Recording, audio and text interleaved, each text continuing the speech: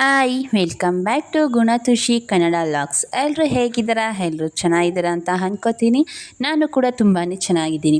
ಇವತ್ತಿನ recipe chicken chops ಹೇಗೆ ಮಾಡೋದು ಅಂತ ಹೇಳ್ಕೊಡ್ತೀನಿ ಬನ್ನಿ. ಮತ್ತು ಯಾರೆಲ್ಲ ನಮ್ಮ ವೀಡಿಯೋಸ್ನ ನೋಡ್ತಿದ್ದೀರೋ ಅವರು ಪ್ಲೀಸ್ ಲೈಕ್ ಮಾಡಿ ಆ್ಯಂಡ್ ಶೇರ್ ಮಾಡಿ, ಸಬ್ಸ್ಕ್ರೈಬ್ ಆಗಿ, ಸ್ಕಿಪ್ ಮಾಡದೆ ಫುಲ್ ವೀಡಿಯೋಸ್ನ ನೋಡಿ.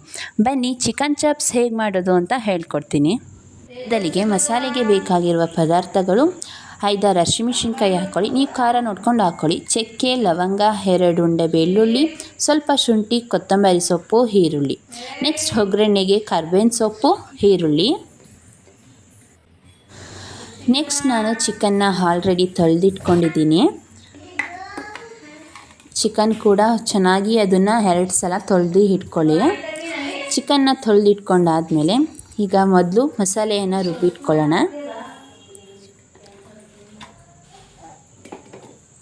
ಮಸಾಲೆಯನ್ನು ಫಸ್ಟು ರುಬ್ಬಿ ಇಟ್ಕೋಬೇಕು. ಇದು ನಮ್ಮಮ್ಮ ಹೇಳ್ಕೊಟ್ಟಿರೋ ರೆಸಿಪಿ. ನೀವು ಒಂದ್ಸಲ ಹೀಗೆ ಟ್ರೈ ಮಾಡಿ ನೋಡಿ, ತುಂಬಾ ಚೆನ್ನಾಗಿದೆ.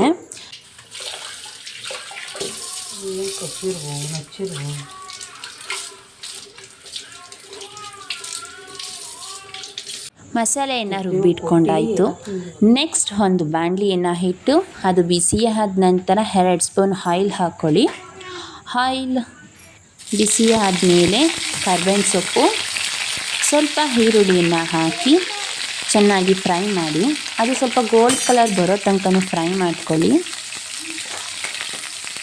ಚೆನ್ನಾಗಿ ಫ್ರೈ ಮಾಡಾದ್ಮೇಲೆ ನೆಕ್ಸ್ಟ್ ಚಿಕನ್ನ ಹಾಕಿ ಚೆನ್ನಾಗಿ ಮಿಕ್ಸ್ ಮಾಡಿ.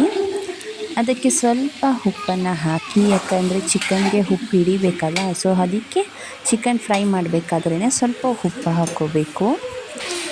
ಸ್ವಲ್ಪನೇ ಹಾಕ್ಕೊಡಿ, ಜಾಸ್ತಿ ಹಾಕ್ಕೋಬೇಡಿ. ನೆಕ್ಸ್ಟು ಮಸಾಲೆ ಎಲ್ಲ ಹಾಕಾದ್ಮೇಲೆ ಇನ್ನು ನಿಮ್ಗೆ ಟೇಸ್ಟ್ ನೋಡಿಕೊಂಡು ಹಾಕ್ಕೊಳ್ಳಿ. ಇವಾಗ ಅದನ್ನು ಫ್ರೈ ಮಾಡಿ.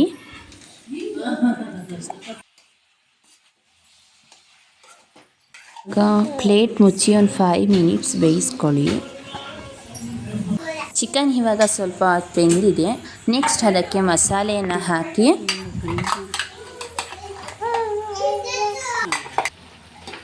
ಮಸಾಲೆ ಹಾಕಾದ್ಮೇಲೆ ಸ್ವಲ್ಪ ಅರಿಶಿನ, 1 spoon pepper powder, 1 spoon garam masala ಹಾಕ್ಕೊಳ್ಳಿ. ಅದಕ್ಕೆ ಸ್ವಲ್ಪ ನೀರನ್ನು ಆ್ಯಡ್ ಮಾಡಿ. ಜಾಸ್ತಿ ನೀರು ಹಾಕ್ಕೋಬೇಡಿ, ಸ್ವಲ್ಪ ನೀರು ಹಾಕಿ ಅದನ್ನು ಚೆನ್ನಾಗಿ ಮಿಕ್ಸ್ ಮಾಡಿ. ಒಂದು 5 ಮಿನಿಟ್ಸ್ ಹಾಗೆ ಮಿಕ್ಸ್ ಮಾಡಿ 20 ಮಿನಿಟ್ಸ್ ಬೇಯೋದಕ್ಕೆ ಇಡಬೇಕು. ಇವಾಗ ಒಂದು ಪ್ಲೇಟನ್ನು ಮುಚ್ಚಿ ಬೇಯೋದಕ್ಕಿಡಿ. ನೋಡಿ, ಚಿಕನ್ ಚಾಪ್ಸ್ ರೆಡಿಯಾಗಿದೆ.